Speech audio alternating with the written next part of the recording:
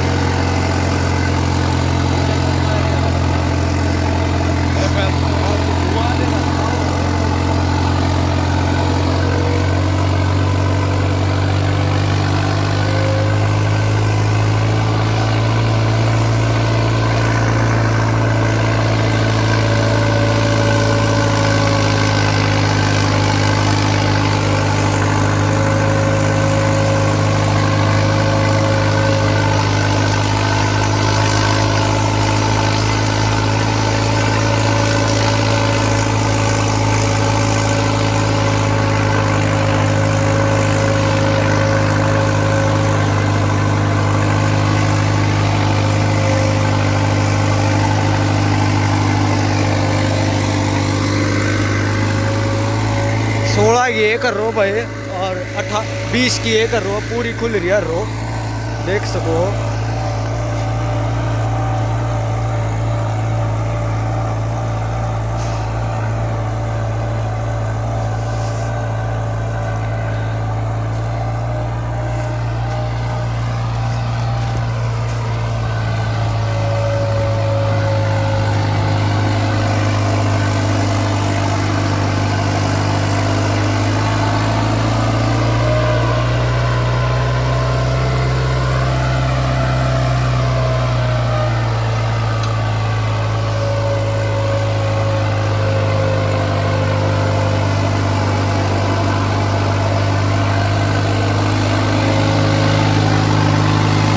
पूरा जोर लगा रहा है भाई ट्रैक्टर 5630।